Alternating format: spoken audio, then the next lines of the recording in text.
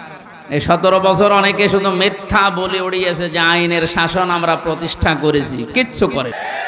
এই শব্দটা উল্টিয়ে বলা যায় যে বেআইনের শাসন প্রতিষ্ঠা করেছিল। মানে গতকালকে সাবেক অবৈধ আইন মন্ত্রী, অবৈধই বলা যাবে কারণ সরকারও অবৈধ, মন্ত্রীগুলো অবৈধ। ওনারে যখন ডিম উপর দিয়ে মারে, নিচ দিয়ে মারে, বিভিন্ন জায়গায় যখন ডিম দিচ্ছিল, এ থেরাপির কারণে শেষ পর্যন্ত বলেই ফেলেছে একটা দোষও আমার না, সব আমারই উপর থেকে নির্দেশ দিয়েছে হাসিনা। এ কথাটা বলার পরে দেখলাম লোকটা হাসতেছে।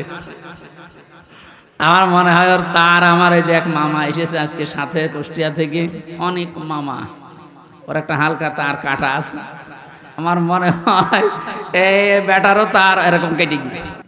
এখন যা যে যারে ধরছে একটু কিছু দিলেই সব ধরছে বর্তাছে আল্লাহর ওলির উপরে।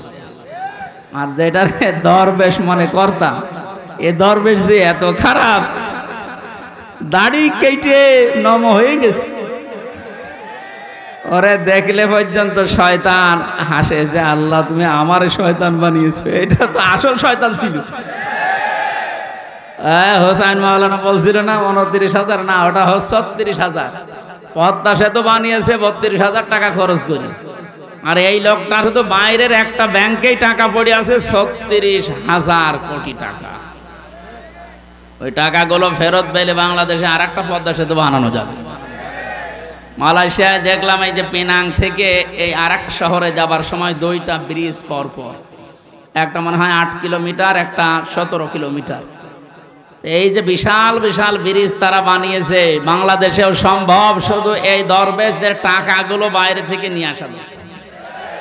এই জন্য যারা দায়িত্বে আছেন আহ্বান জানাবো, এসব এ দরবেশ হোক আর ধরবেশ হোক, এদেরকে এভাবে বিভিন্ন জায়গা দিয়ে ডিম যখন দিচ্ছে দিয়ে কি বলবো, এগুলো নিয়ে এই টাকা পয়সাগুলো সব আমাদের দেশে নিয়ে আসেন, এ দেশ ইনশাল্লাহ দাঁড়িয়ে যাবে। আমরা পবিত্র পরিষ্কার পরিচ্ছন্ন হওয়ার কথা বলছিলাম। স্বাধীন দেশে যেহেতু এখন আছি, চর্মচোখে 52 বছর 53 বছর তো আমার বয়স না, আমার বয়স 32-33 বছর। এখানে যারা আছে এরকম বহু বয়সের মানুষ আছে। এ মানুষগুলো সহ আমরা দেখেছি এই 52 বছর বিভিন্ন মানুষে দেশটা চালিয়েছে, কিন্তু কাঙ্ক্ষিত মানের শান্তি আমরা এখনো পাইনি। এখন শুধু বাকি আছে যে কোরআন দিয়ে চললে কেমন দেখা যায়, এটা দেখতে বাকি আছে। এটা আমরা দেখতে চাই কিনা? এটা তো এমনি এমনি হবে? কথা শেষ করি ভাই। এমনি এমনি শুধু দোয়া করি হবে? কাজ করা লাগবে না? সুতরাং কোরআন দিয়ে চালাবে যারা, এরকম মানুষগুলোকে আজ আমরা ওখানে পাঠাতে চাই আর দেখতে চাই চর্মচোখে। আল্লাহ আমাদেরকে তুমি একটু দেখার তৌফিক দাও যে জমিনটা কোরআন দিয়ে চলছে। দল মত নির্বিশেষে আমরা এই অনুষ্ঠানে ইবাদত মনে করে এসেছি। বলেন তো আলহামদুলিল্লাহ। তাআওয়ানু আলাল বিররি ওয়াত তাকওয়া ওয়া লা তাআওয়ানু আলাল ইসমি ওয়াল উদওয়ান। আল্লাহর ঘোষণা, এই পৃথিবীতে তোমরা ভালো কাজে, নেক কাজে একে অন্যকে সাহায্য করো, অন্যায় কাজ করবা না, অন্যায় কাজে সাহায্য সহযোগিতা করবা না।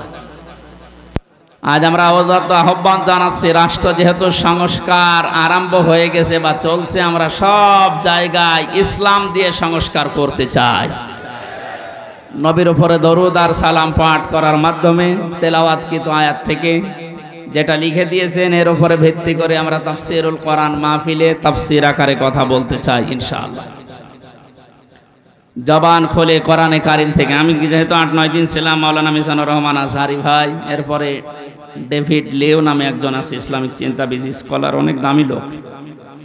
এরপর ডক্টর জাকির নায়েক সাহেবের সাথে দেখা হয়নি, হওয়ার কথা ছিল। এ মানুষগুলোর কাছে মিশে আমি যেই কয়েকদিন ছিলাম, আমি সবচাইতে বড় বিষয় পেয়েছি, ওনারা আলেমদের কিছু দায়িত্ব কর্তব্য, যেহেতু ওনারাও মজলুম মানুষ, আসবে, দেশে ফিরে আসবে। মিজান ভাই জানিয়েছে আমি কিছুদিনের ভেতরেই দেশে যাব। আমি বলেছিলাম ভাই দেশে আসার পরে কুষ্টিয়া, আমার জন্মভূমি কুষ্টিয়াতে কোরআনের কথাগুলো চলে না, কারণ যে 2জন শয়তান এই বাংলাদেশে আল্লাহ পাঠিয়েছে ওই জেলায়, আমার জন্মভূমি, তারপরও আমারে বলতো না। এই যে খুলনা বিভাগের 10-11টা জেলা, একটাতেও আমারে কথা বলতে দিত না। যাওয়ার আগে 144 ধারা জারি হয়ে যেত। এখন যেহেতু সুযোগ এসেছে, ওনাকে বললাম আমার কুষ্টিয়া দিয়ে আপনি কোরআনের কথাগুলো আরম্ভ করবেন। উনি সময় দিতে চেয়েছি, দেখি দেশে আসুক ইনশাআল্লাহ। বাংলাদেশের প্রত্যেকটি জায়গা তখন আর জামাতের প্রোডাক্ট কেউ বলতে পারবে না, কারণ যারা বলতো তারা এখন কবরে। আল্লাহ রাব্বুল আলামিন তার কোরআনে কারিমকে যেন উন্মুক্ত করে দেন দেশের জন্য এবং প্রতিষ্ঠা করে দেন, বলেন আমিন। সূরা আরাফ কোন সূরা বলেন তো? 157 নম্বর, একটা মাত্র আয়াতের 4 ভাগের 1 ভাগ আমরা পড়েছি। বিশ্বনবীর হাদিস লক্ষ লক্ষ, সেখান থেকে একটা হাদিস নবীজির জামাই হযরতে আলীর বর্ণনা করা, যোগের সাথে মিলিয়ে আমরা তেলাওয়াত করলাম। এই দুইটাকে সামনে রেখে কোরআন যেভাবে তাফসীর করা লাগে হক আদায় করে চেষ্টা চালাচ্ছি ইনশাআল্লাহ। এটা যেহেতু মমতাজের কনসার্ট না, আর সে মহিলার এখন আর কনসার্ট করা সম্ভব না, কারণ তারও দোলাদুলি এখন আর কেউ দেখতে চায় না। ও ফেটেও আর কারো যাচ্ছে না। ফেটে যাচ্ছে না, এখন সারা বাংলাদেশে শুধু আল্লাহর কথা হবে। কারণ মানুষের জিকির করে আমরা বহু দেখেছি, একটা মানুষের আলোচনা, একটা মানুষের জিকির যে পরিমাণ হয়েছিল, যদি আল্লাহর জিকির ওই পরিমাণ এই দেশে হতো, আমরা আল্লাহর ওলি হয়ে যেতাম। আল্লাহরও মনে হয় সহ্যের বাইরে চলে গেছে, নাই তো এত অপমান তো আমি ফেরাউনকেও হতে দেখিনি। আমি তার জীবনী পড়েছি, তাহলে এত অপমান হয়নি। আল্লাহ রাব্বুল আলামিন কোরআনে কারিম কিভাবে মানুষের সামনে উপস্থাপন করা লাগে এটা আমাদের শিখিয়েছেন 1500 বছর আগে। আমরা আল্লাহর ওই ধরনটা সামনে নিয়ে আসি, নাকি আমার মন মতো বলবো না। আল্লাহ পাক বলেন, কিতাবুন উনজিলা ইলাইকা ফালা ইয়াকুন ফি সাদরিকা হারাজুম মিনহু লিতুনযিরা বিহি ওয়া যিকরা লিল মুমিনিন। আল্লাহ বলেন, এই একটা কিতাব, পৃথিবীতে একটাই মাত্র কিতাবের নাম আল্লাহ জানিয়েছেন, তার নাম কোরআন শরীফ।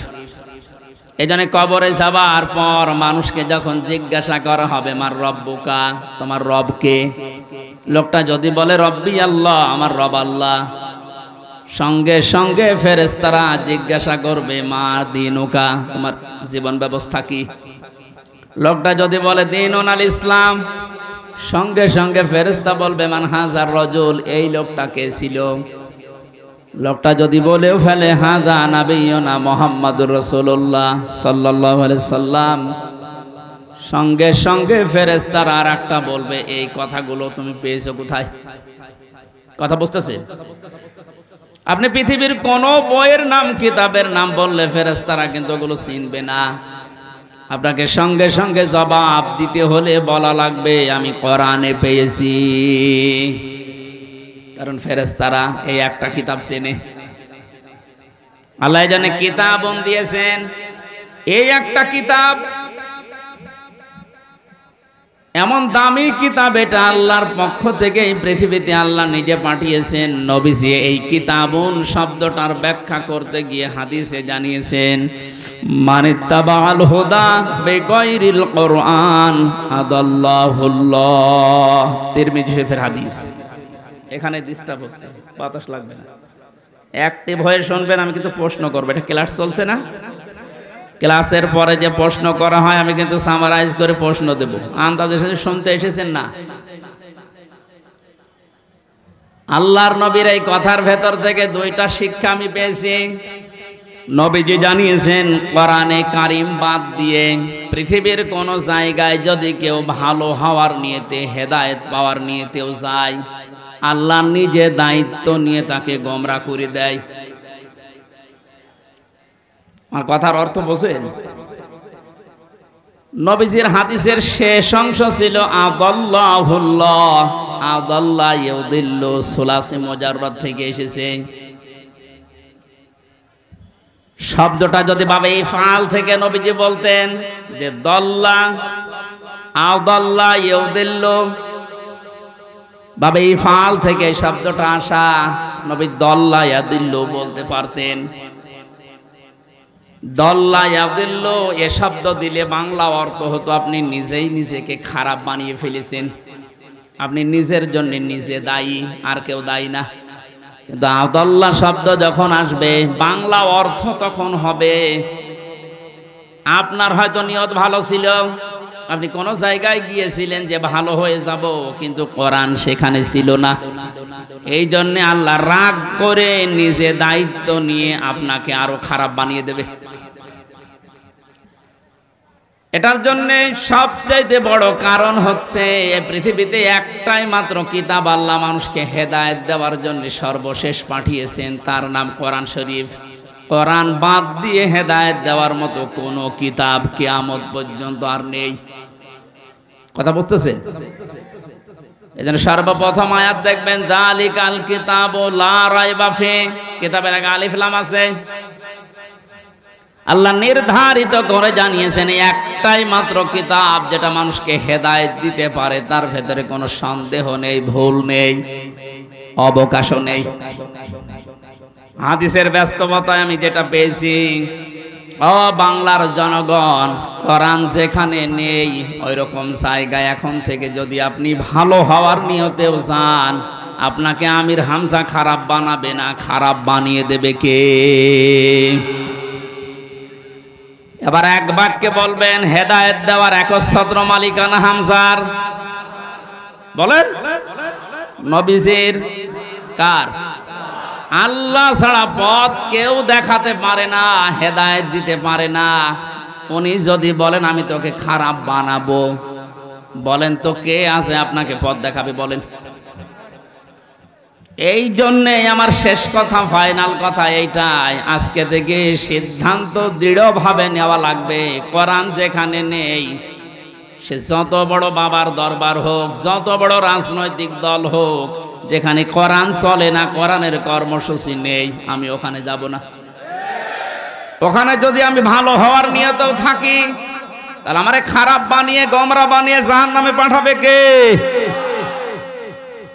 আমার মনে হয় এই ওয়াজটা যদি আজ আমরা বাংলার 18 কোটি জনগণের ভেতরে 10 কোটি মানুষও মেনে নিতে পারি, এদেশে আমরা গোমরাহি থেকে মুক্ত হব। আল্লাহ রাব্বুল আলামিনের হেদায়েত আমাদের জন্য আম হয়ে যাবে। আশা করছি আপনি কথাটা মেনে নেবেন আপনার প্র্যাকটিক্যাল জীবনে, যে কোরআন যেখানে নেই ওই রকম দলে আমি আজকে থেকে আর নেই। এটা শুধু সামিয়ানার নিচ পর্যন্ত শেষ, বাইরে নিয়ে যাবেন তো? যেখানে কোরআন নেই, তাহলে যদি আপনি জানো ভালো হওয়ার নিয়ত আপনার ছিল, কিন্তু আপনাকে আল্লাহ ভালো রাখবে না। শ্বশুরকে মানুষ অনেকে বাবা বলে ডাকে, এটা হারাম না, জায়েজ আছে। কিন্তু নিজের বাবার সামনে যদি বারবার শ্বশুরকে আব্বাজান বলেন, লোকজন জিজ্ঞাসা করে এইটাকে, এটা আমার শ্বশুর আব্বা, আর এইটা চিনি না, বাবার রাগ হবে না? বাবা বলা জায়েজ আছে বলে আপনি একেবারে সব সময় মুখে ফেনা তুলে ফেলবেন আব্বাজান বলে, আসল যেটা জন্মদাতা বাবা, ওর কোনো খবর নেই। ওনার মনে যেমন দুঃখ লাগার সম্ভাবনা আছে, কোরআনে কারীম আল্লাহ হেদায়েত দেওয়ার জন্য পাঠিয়েছেন। এইটা বাদ দিয়ে সত্যি যদি আপনি কোনো জায়গায় আপনার নিয়ত ভালো নিয়েও যান, আল্লাহ কিন্তু দায়িত্ব নিয়ে আপনাকে খারাপ বানিয়ে দেবে। আল্লাহ এই জন্য শব্দটা প্রথমেই দিয়েছেন কিতাবুন, এই একটা কিতাব। উনজিলা ইলাইকা, হে নবী আপনার প্রতি আমি এটা নাযিল করেছি। ফালা ইয়াকুম ফি সাদরিকা হারাজুম মিনহু লিতুনযিরা বিহি, এই কিতাব দিয়ে যখন ওয়াজ করবেন, এই কিতাব দিয়ে আপনার উম্মতদেরকে যখন সতর্ক করবেন, তখন আপনার মনের ভেতরে যেন কোনো সংকীর্ণতা না আসে। হারাজন শব্দের ব্যাখ্যা পেয়েছি আমি তাফসিরে 2টা, একটু খেয়াল করেন। 1 নম্বরে কোরআনে কারীম দিয়ে যখন আপনি মানুষকে বোঝাবেন, তাফসির করবেন, ব্যাখ্যা বিশ্লেষণ দিবেন, তখন আপনার মনের ভেতরে যেন এই ধারণা না আসে, না জানি অনেকের আবার মন খারাপ হয় কিনা। এরকম মানুষ দেশে ছিল না, কোরআন দিয়েই বলতো কিন্তু কেটে যেত, চেপে যেত, গোপন করতো, মনে মনে ভাবতো সব যদি কোরআনের কথা ওপেন ভাবে এভাবে খোলাখুলি বলি সবার মন পাওয়া যাবে না, অনেকে আমার উপর মন খারাপ করবে। এই জন্য নবীজিকে আল্লাহ প্রথমে এই শব্দ দিয়ে জানিয়েছেন, আপনি যখন কোরআন প্রচার করতে যাবেন তখন আপনার মনের ভেতরে যেন কোনো সংকীর্ণতা কাজ না করে যে কে কি বলল। 2 নম্বরে, আবহমান কাল থেকে অনেক নিয়ম নীতি ইসলাম মনে করে মানুষ পালন করে আসছে। আপনি যখন কোরআনে কারিমের কথাগুলো সঠিকভাবে তুলে ধরবেন ওইগুলো টিকবে না, এমনি কেটে যাবে। তখন হয়তো অনেকের মন খারাপ হবে, আপনি সবার মন তো পাবেন না। এই জন্য আপনাকে বলছি, কে কি মনে করবে বলবে, কারো দিকে তাকাবেন না। আপনার মনও যেন ছোট না হয়, সংকীর্ণ না হয়। সঠিক কথাগুলো তুলে ধরার দায়িত্ব আপনার, আর হেদায়েত দেওয়ার দায়িত্ব আমি আল্লাহর। যিকরা লিল মুমিনিন, কোরআন শরীফ আমি আল্লাহ দিয়েছি মুমিনদের জন্য, এটা উপদেশ।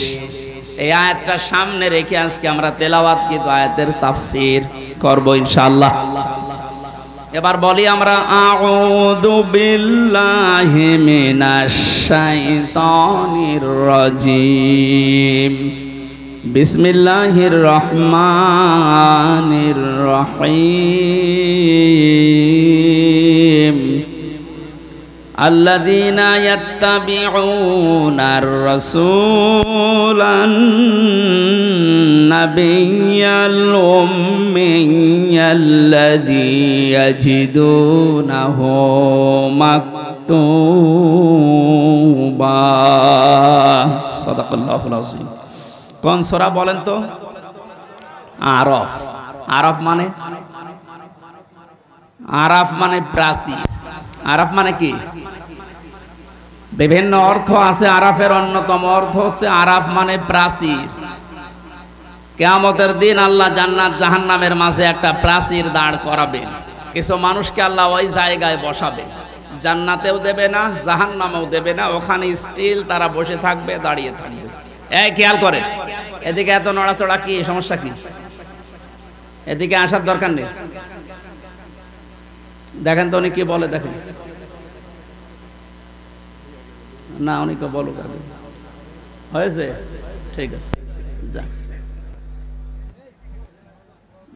না, আপনি যদি আমল করতে না পারেন তাহলে তো আসার দরকার নেই। নামকরণ বলছে, তাফসীর করার জন্য 13টা জিনিস সামনে রাখা লাগে। আমরা উসুলে তাফসীরের যে নিয়ম পড়েছি, এখানে কত আলেম বসে আছে দেখতে পাচ্ছেন না? নাকি ফাটা যায় একজনকে লাগিয়ে দেব? ছাতা করলে কি ইবাদত থাকবে? এটা কষ্ট হচ্ছে গরমে আমাদের, তারপরও যেহেতু এটা ইবাদত, এই কারণে আমরা বসে আছি কিছু নেওয়ার জন্য, নাকি? আরাফ কি নাম বললাম?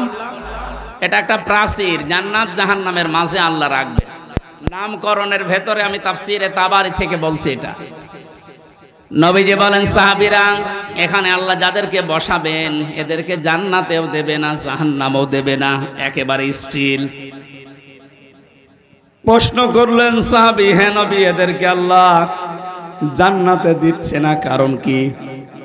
বিশ্বনবী জানিয়েছেন এই মানুষগুলোকে আল্লাহ জান্নাতে দেবে না, তার অন্যতম কারণ এরা মা বাবার সাথে খারাপ আচরণ করত।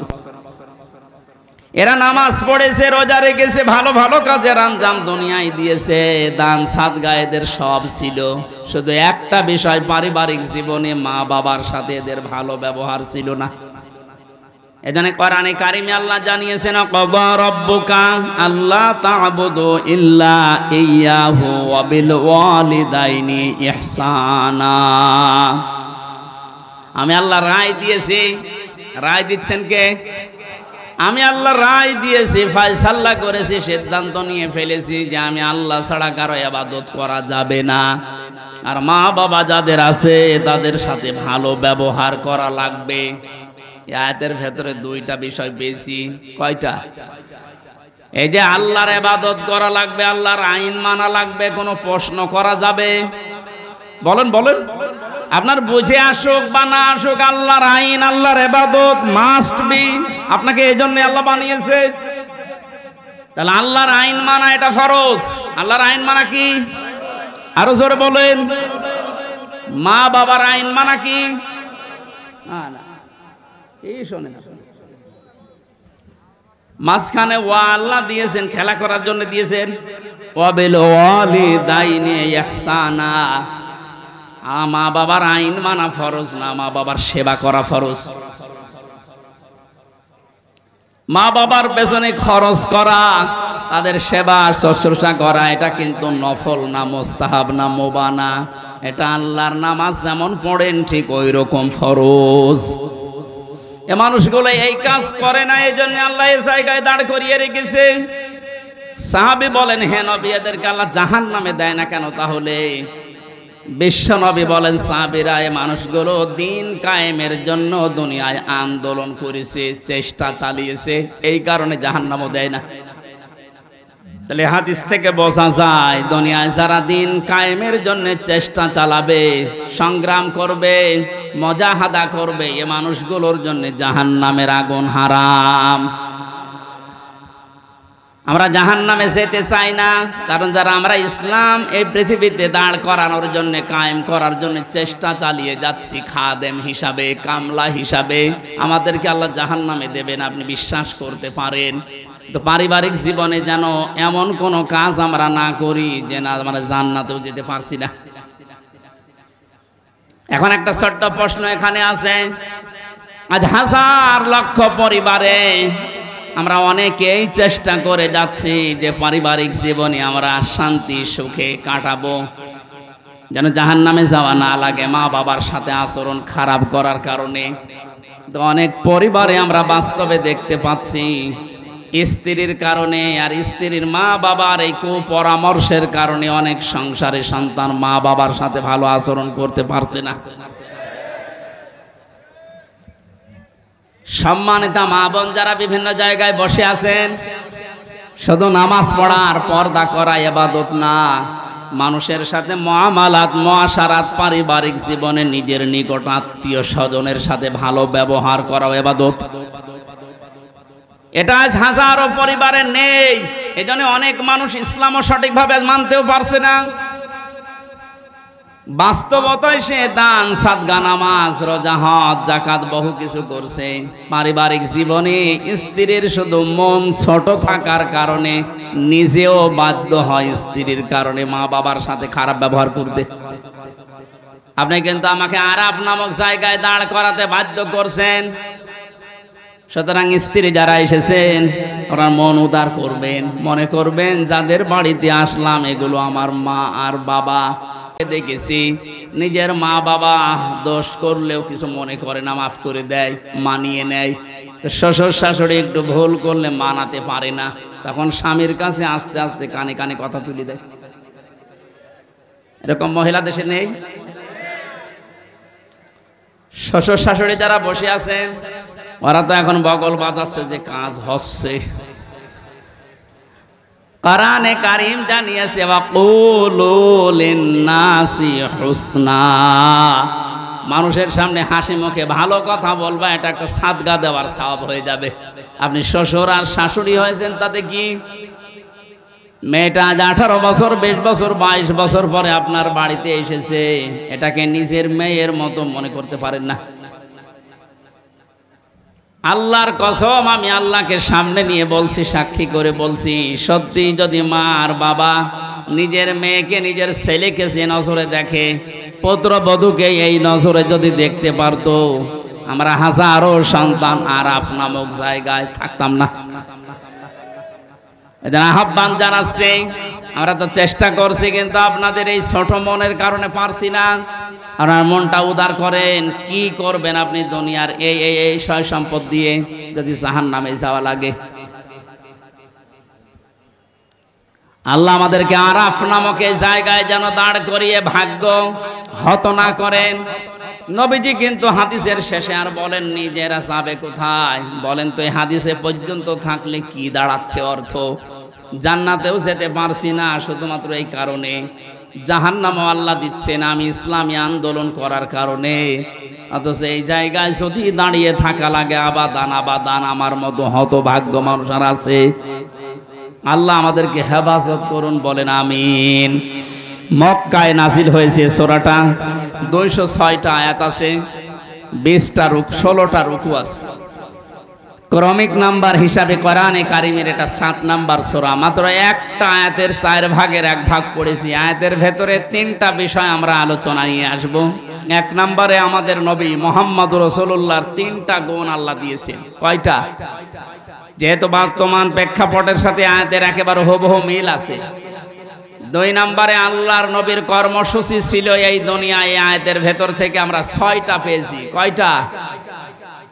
3 নম্বরে আমরা যারা তার উম্মত এখন দাবি করব কিয়ামত পর্যন্ত, তাদের কর্মসূচি হবে, তাদের করণীয় হবে 4টা। তাহলে নবীজির পরিচয় তুলে ধরা হবে আয়াত দিয়ে 3টা, বিশ্বনবীর কর্মসূচি তুলে ধরা হবে 6টা, আর আমাদের করণীয় তুলে ধরা হবে 4টা। সব মিলে 13টা। কয়টা? এই 13টা বিষয় আজকের আলোচনায় আছে। আমরা একটা একটা করে তাফসীর আকারে শুনছি। আপনারা আছেন তো? আল্লাহ পাক বলেন আল্লাযীনা ইয়াত্তাবিউনার রাসূলান নাবিয়াল উম্মিয়া, তোমরা অনুসরণ করো, ইত্তেবা করো, দেখে দেখে চলো। এই যে তাবউন শব্দটা আছে, আমি 12 সালে যখন আলোচনা আরম্ভ করেছিলাম বিশ্ববিদ্যালয়ের 2nd ইয়ারে থাকতে, ওই সময়ে তাবউনের ব্যাখ্যা বলেছিলাম। অনেকে ইন্টারনেটে এটা দেখেছেন, মনে আছে আপনাদের? তাবউন মানে কি? তাবউন মানে দেখে দেখে চলা। আপনার সামনে একটা মানুষ হেঁটে যাচ্ছে, কিভাবে কিভাবে পা লাগায়, কোথায় হাত নাড়ায়, মাজা দোলায়, কিভাবে তাকায়, একেবারে ওইভাবে হুবহু ওই জায়গায় পা ফেলে হাত নাড়িয়ে মাজা দলিয়ে চলার নাম তাবউন। আল্লাহ পাক এখানে ইত্তেবা দিয়েছেন, আল্লাযীনা যারা ইয়াত্তাবিউনা অনুসরণ করছে, করবে। এটা মোজারে, বর্তমান, ভবিষ্যৎ, প্রেজেন্ট, ফিউচার। কার অনুসরণ করছে, করবে?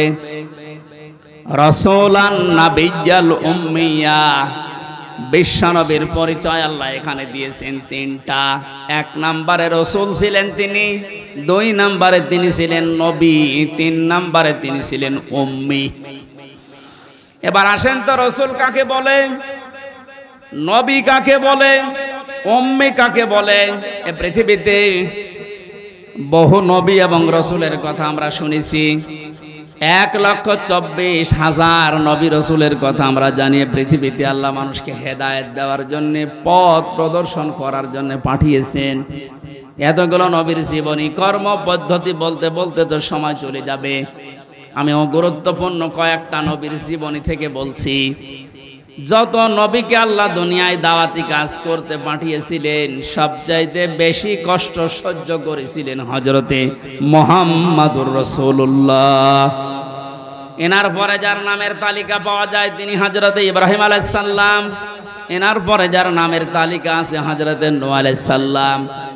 এনার পরে যাদের নামের তালিকা আছে সিরিয়াল হিসাবে, আল্লাহ পাক কোরআনে কারিমে জানিয়েছেন, শারআ লাকুম মিনাদ-দীনি মা ওয়াসসা বিহি নূহা ওয়াল্লাযী আওহায়না ইলাইকা। আমি নির্ধারিত করে দিলাম, লিখে দিলাম, নির্ধারণ করে দিলাম, আমি আল্লাহ সই স্বাক্ষর করে দলিল করে দিলাম তোমাদের জন্যে। নূহ আলাইহিস সালামকে, ইব্রাহিম আলাইহিস সালামকে, ঈসা আলাইহিস সালামকে, এই সমস্ত মুসা আলাইহিস সালাম, এই বড় বড় নবীদের নামগুলো দিতে দিতে আল্লাহ জানিয়েছেন, হে নবী, এই প্রত্যেকটা নবীকে কিন্তু আমি আল্লাহ জানিয়েছিলাম আনাকিমুদ্দিন, তোমরা দিন কায়েম করো। আপনাকেও আমি ওহী করলাম ঠিক ওইভাবে, আওহায়না ইলাইকা, আপনার প্রতি আমার একই ওহী, আন আকিমুদ্দিন, আপনি দিন কায়েম করেন জমিনে, ওয়ালা তাতাফাররাকু ফি, এ বিষয়ে কোনো ফতোয়াবাজি করবেন না। সময় কিন্তু এসে গেছে এখন এই দেশে ঠিক ওই রকম।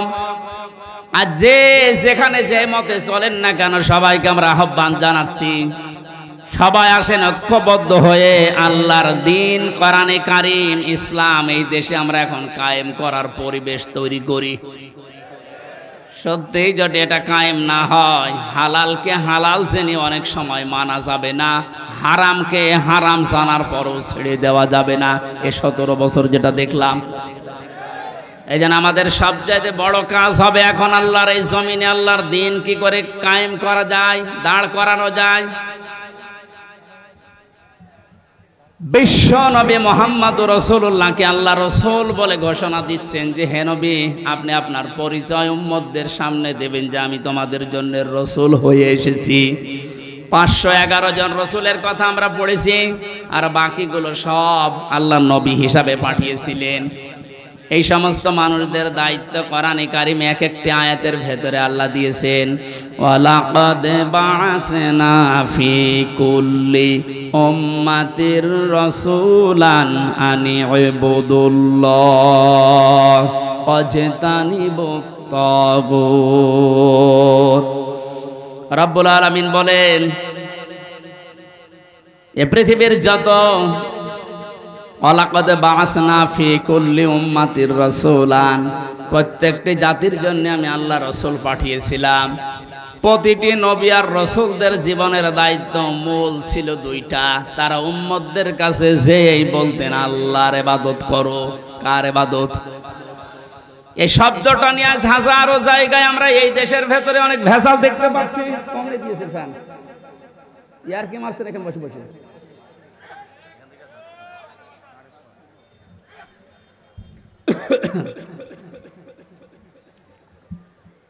এই যে ইবাদত, এই শব্দটা ব্যাপক অর্থবোধক একটা শব্দ।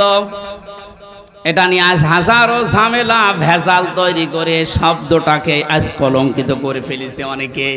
এই জন্য সতর্ক হওয়ার সময়, সংস্কারের সময় যখন চলছে, আমরা এখন সতর্ক এবং সংস্কার এই মন নিয়ে আমরা ইবাদত করব।